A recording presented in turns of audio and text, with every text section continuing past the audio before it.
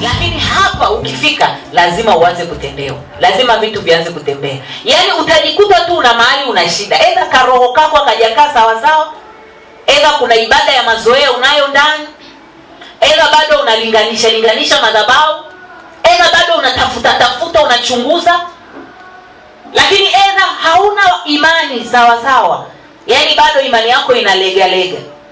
Kwa hiyo ukijichunguza utajua tu mimi ndio tatizo. Kwa hiyo ukikaa hapo ukiona tu utendewe, tatizo liko kwako, sio kwa madhabahu wala kwa nani. Ega ni mbishi. Bwana Yesu asifiwe. Ega umeshaumizwa, sasa hapa napo unahisi kama unaumizwa, kwa hiyo umekaa mguu mmoja nje mguu mmoja ndani. Lakini ega hautaki kutulia. Sasa usipotulia Mungu afanyaje? Mwambie mwenzako usipotulia Mungu afanye. Mwambie usipotulia Mungu afanye. Ndio kanuni. Usipotulia hafanyi. Bwana Yesu asifiwe. Maana hawezi kujichanganya. Sasa una madhabahu yako huko ambayo ni mfu. Alafu unakuja hapa, alafu unasema baba, naomba unifanyie. Akikujibu utajua umejibiwa kule kwenye mfu. Kwa hiyo hata shukrani zako utazipeleka kule kwenye madhabahu mfu.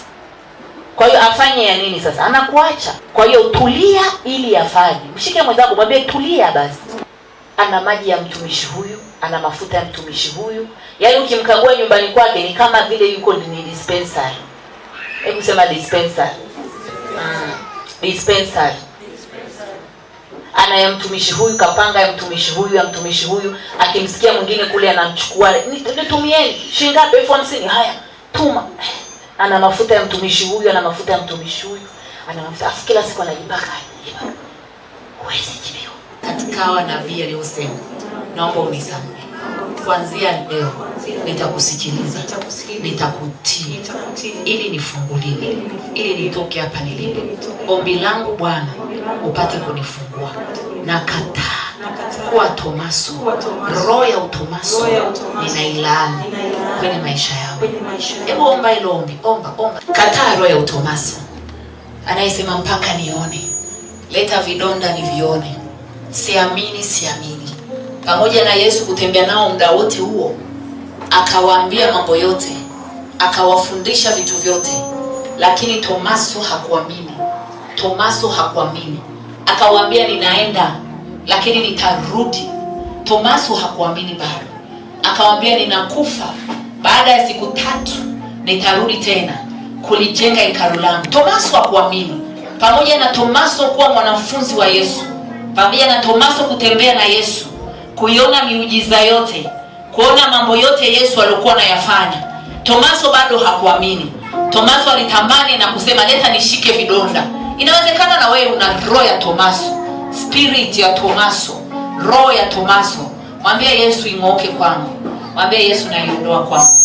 Mwambie Yesu naondoa kwangu. Nihudumiwe, nifunguliwe katika jina la Yesu.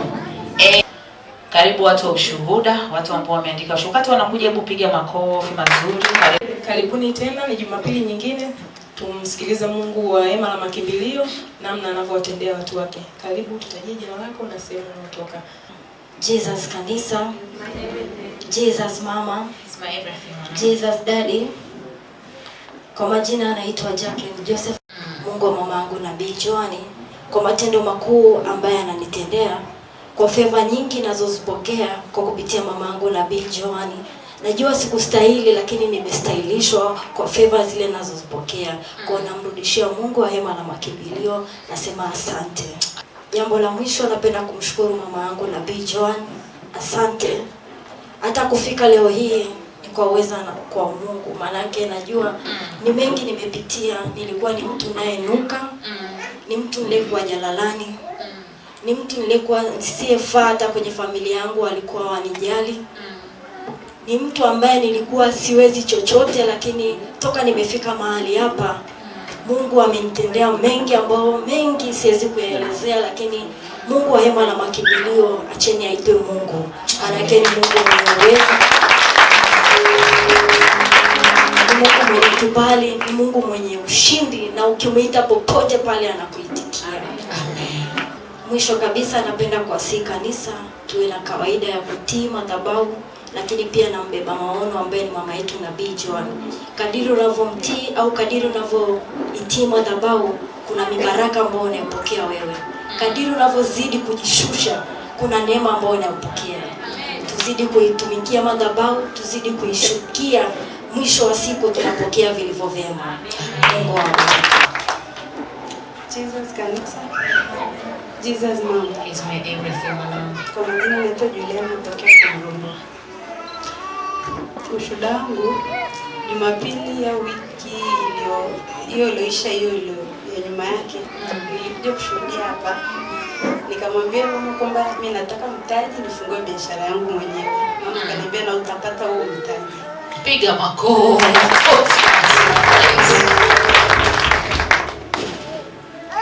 Namshukuru Mungu. Mtu nilikuwa namtegemea. Kwanza nilipata pesa ya kulipia hiyo frame. Hiyo iliyobaki nikaiweka, nikasema nasubiri huo mtaji niongezee. Lakini juzi nikatoa katika ile akiba niliyoweka, nikasema natoa sadaka ya nabii. Atakapo nibariki, naomba nipate hiyo pesa ya mtaji, maana ilikuwa imechukua muda kidogo kuipata. Lakini nilipotuma ile sadaka na kweli Mungu alinibariki na nikapata hiyo pesa ya mtaji. Piga makofi. Mwambie jirani yako prophetic offering ina nguvu kubwa. Mwambie sadaka ya nabii ina nguvu kubwa. Na kingine mama aliniambia mmeweka tangazo tu. Na kweli nimemwambia kiurahisi tu na nimekuja kitu. Mshangilie Yesu. Yuko wapi? Maana ni muujiza. Hebu simama mwanangu nikuone. Wow. Hebu mshangilie Yesu. Anafanana na mtoto wake. Karibu mwanangu. Karibu sana. Piga makofi. Piga makofi kwa mtoto wake. Piga makofi kwa mtoto wake. Hallelujah. Amen. Heshima na utukufu namrudishia Bwana Yesu. Jesus Kanisa. Jesus Mama is my everything, mwanangu. Jesus Daddy. Mimi namshukuru kwa wema la makimbilio. Nilishashuhudia hapo nyuma, nilikuwa nina mtaji wa kazi. Nilikaa muda mrefu pasipo kupata kazi, karibia miaka 5. Lakini nilipofika mahali hapa nikapata kazi. Amen. Mwaka jana mwezi wa 12 ndio nilianza kazi. Wow. Lakini nilipokuwa nimefanya kazi, kuna siku nilikuja katikati ya wiki. Mama akanisimamisha akasema njoo nikuombee, maana naona kuna mtu kachukua viatu vyako. Kwa hiyo njoo nikufungua hiyo miguu na nikuombee. Alafu pia uwe makini na vitu vyako unapokuwa kazini. Sikwambii ni nani, ila Mungu atakuonyesha huyo mtu. Basi akanitamkia, mimi nikaenda kazini. Siku hiyo alinitamkia ilikuwa Jumanne nakumbuka au Alhamisi. Lakini hiyo wiki haikuisha, nikavua viatu vyangu nikaweka kwenye pochi. Nilipokuwa nikaweka kwenye pochi, mfanyakazi wangu akanifuata akaniambia, yani anaongea kwa jazba, amekasirika. Kwa nini unaweka viatu kwenye pochi? Nikamwambia vya kwako vya kwake. Ni vya kwangu, lakini amekasirika, yani anaongea kwa jazba kabisa. Kwa nini umeweka viatu kwenye pochi? Nikamwambia sasa si ni vya kwangu. Kwa nini unanipangia mahali pa kuweka? Nimeamua. Akasema kwani unashinda tu kuviweka hapo mpaka uweke kwenye kochi. Kwenye pochi. Nikamwambia ni vya kwangu, nimeamua. Basi mambo yakatokea mengi hapo. Yaani kuna ishara fulani akawa anazionyesha, nikajua kabisa yule mtu mama alikuwa akiniambia ndio huyu. Mara analeta vitu, sijui chapati, nimewaletea mnywe chai, anatoka navyo nyumbani. Alafu anavyoleta ndio yale tupo kwenye mafungo. Nikamwambia Mungu wa hema la makimbilio, hebu fanya kitu kwa huyu mtu. Maana nilimshirikisha mama, akaniambia pia huyo mtu naona sio mtu mzuri. Ameshafukuzisha wengi kazi na naona ana mpango sasa juu yako. Lakini kwa kwenye hii madhabahu ya hema la makimbilio, hatofanikiwa juu yako. Ataondoka yeye, atakuacha. Piga makofi. Nikalichukua lile neno, nikawa natembea nao, nikasema kwa vile neno la nabii ni sheria na litakuwa. Haikukaa muda mrefu, ilipofika mwezi wa kwanza, yule dada alikutwa na tuma yani mbaya pale kazini. Bosi akamwambia sikutaki na kuondoa kabisa. Akalia, akapiga magoti mbele za bosi, akamwambia basi na kuhamisha kitengo, sikutaki kwenye hichi kitengo na kuhamisha kitengo kingine. Sasa kitendo cha kuhamisha kwenye hicho kitengo yani ikawa ni aibu pale kazini, anajisikia vibaya, ni aibu, anatuona wenzake. Akaondoka mwenyewe, akafungasha, akaacha kazi, akaondoka mwenyewe. Piga makofi.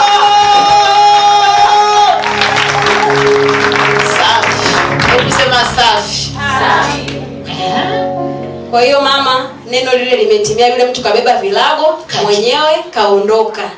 Waofu ukimbia pasipo kukimbizwa. Amen. Piga makofi mazito kwa Bwana Yesu. Lakini baada ya mimi kuanza kazi nikamwambia Mungu, maana nilianza kazi pale mshahara nilikuwa naambiwa nalipwa cha chini. Nikamwambia bosi, huu mshahara ambao unanilipa kidogo nilikuwa naomba uniongezee. Akaniambia wewe fanya kazi.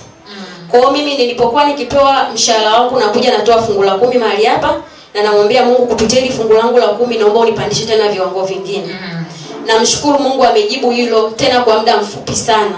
Maana nilianza kazi mwezi wa 12 mwaka jana. Mshahara niliolipa mwezi wa 12 ni tofauti na mshahara niliolipa mwezi wa kwanza. Na mshahara niliolipa mwezi wa kwanza ni tofauti na niliolipa mwezi wa pili. Na mwezi wa pili ulipofika, alipokuwa akinipa ule mshahara akaniambia mwezi huu wa 3 ataniongeza tena. Na bado utaendelea. Amen. Piga makofi kwa Yesu. Leo namshukuru Mungu. Mungu wa mahali hapa anajibu kwa viwango sana. Hadi namuogopa. Yaani anajibu kwa viwango mno. Amen. Kwa sababu yani sikutarajia. Watu wanakaa hata miaka 5 mingapi kupandishiwa hata 10,000 tu kwenye mshahara wake inakuwa ni shida. Kweli. Lakini kwangu imekuwa ni kiurahisi sana. Sana. Na sio hilo tu, mara ya mwisho nilipokuwa nafanya kazi, watu wa nyuma nadhani mliusikiza ule ushuhuda wangu. Mahali nilipokuwa nafanya kazi mara ya mwisho nilikuwa nafanya kama manager. Lakini nilipoibiwa nyota, cheo changu kikapotea kabisa. Lakini baada ya kuajiliwa hapa, cheo changu kimerudishwa. Ni manager, nimekabidhiwa department na isimamia. Piga makofi kwa manager. Hebu mshangilie. Hebu pigia manager makofi. Wewe unacheza na manager. Mwambie jirani yako, kutana na nabii. Historia ya maisha yako ibadilike. Historia ya maisha yako ibadilike. Miaka 5 alinyang'anywa nyota. Hana kazi, anazunguka, hana kazi. Amekuja hema la makimbilio, nyota ikarudishwa, amepata kazi, cheo kimerudishwa kwa haraka, ni meneja sasa. Hebu sema yuko Mungu mahali hapa. Yuko Mungu mahali hapa. Jesus. Kwa hiyo namshukuru Mungu. Mungu hakunipa tu kazi, lakini mama aliposema kila kilichoibiwa kwako lazima kirejeshwe, na kimerejeshwa, kwa sababu nyota yangu ni ya uongozi. Kila mahali ninapoenda nikaamini hata hapa Mungu utanipa. Na ni kweli imekuwa kwangu. Namshukuru sana Mungu wa hii madhabahu. Amen. Lakini cha pili, wiki hii watoto wangu walikuwa wakiumwa sana. Kuanzia Jumatatu wote wawili walikuwa wakiumwa. Jumanne huyu mmoja ndio alikuwa amezidiwa sana. Nilipokuwa niko kazini nikapigiwa kwamba mtoto hali imebadilika. Kwa hiyo kabidi nimpigie baba yake simu, nimwambie naomba uende nyumbani umchukue mtoto umpeleke hospitali kama itawezekana. Lakini akawasiliana na mama akamwambia usiende, pitia hapa nikupe anointing water. Akapita hapa akapewa. Baada ya kupewa akafika nyumbani akampatia mtoto yale maji. Mtoto joto lilikuwa limepanda sana. Lakini baada ya kupewa yale maji, ile joto ikawa imeshuka kabisa. Akawa yuko sawa. Piga makofi mazito. Baada ya kumpeleka hospitali wakampima, wakamwambia kwamba mtoto ana pneumonia. Babake akampigia simu mama kumuelezea. Mama akamwambia hiyo hamna kitu, maana plani yao ilikuwa ni kumuondoa kabisa huyo mtoto. Yaani alikuwa ni roho ya mauti inatembea hapo. Lakini wameshindwa hapo, hamna cha pneumonia wala nini, mtoto atakuwa sawa, utaniambia endeleeni kumpa hayo maji. Ilikuwa ni Jumanne. Jumatano yaani mtoto alikuwa hawezi hata kula wala kutembea wala kucheza. Jumatano ameamka mtoto yuko vizuri. Yaani ni mzima mpaka leo.